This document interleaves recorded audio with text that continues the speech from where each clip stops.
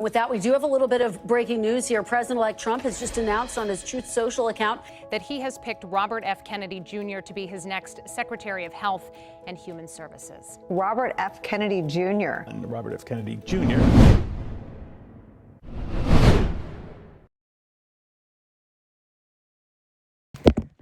You guys, it's been all over the news. As you probably heard, President Trump is nominating Robert F. Kennedy Jr., a former environmental lawyer and presidential candidate, as his Secretary of Health and Human Services. The Secretary of the Department of Health and Human Services advises the President on health policies, oversees major programs like Medicare, Medicaid, and the Affordable Care Act, coordinates federal responses to public health crises, manages agencies like the FDA, CDC, and NIH to enforce health-related laws, and finally oversees and allocates the budget. Wait, I feel like I've seen this guy before. Well, yeah, you probably have. RFK Jr. is pretty notorious for saying some questionable statements in the past, like, there's 25% of Americans who believe that they know somebody who was killed by a COVID vaccine. And COVID-19, there's an argument that it is ethnically targeted. And even... Now, one of his main false claims, repeated in a 2023 interview with Fox News, was that autism comes from vaccines. Yeah, I think those statements pretty much speak for themselves. But before we continue this conversation, here's a historical breakdown.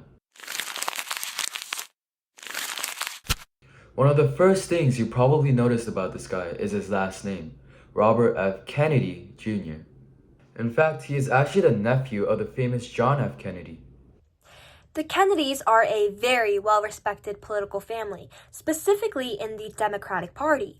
In fact, every Kennedy elected to public office has served as a Democrat, while other members of the family have worked for the party or have held cabinet posts in Democratic administrations.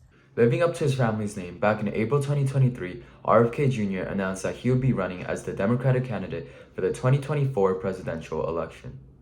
But surprisingly, he later made the announcement that he would actually be running as an independent instead, complaining about the censorship and the lack of fairness within the Democratic Party.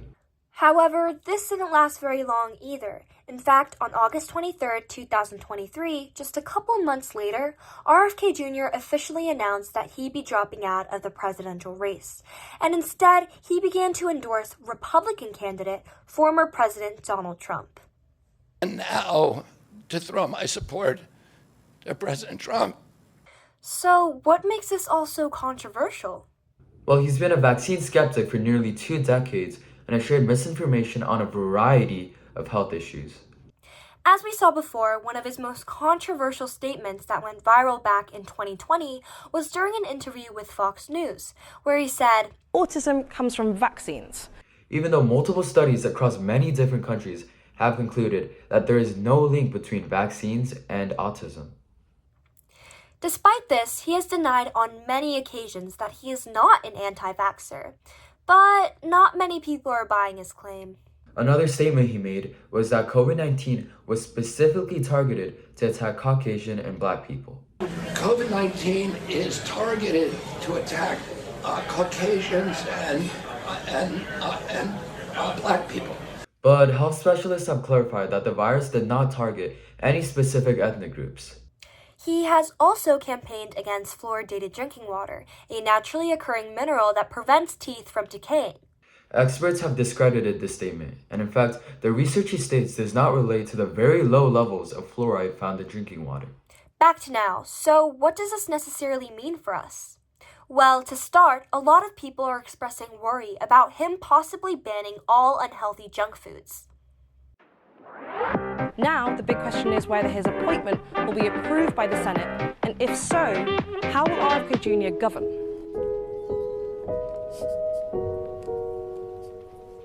These worries are likely very exaggerated. In his campaign, he has expressed disapproval over many American health regulations, and while he has repeatedly stated that he wouldn't, there are still many who fear that he will ban vaccines as well. I guess we'll find out how this plays out when, or if, he officially becomes the Secretary of the Department of Health and Human Services.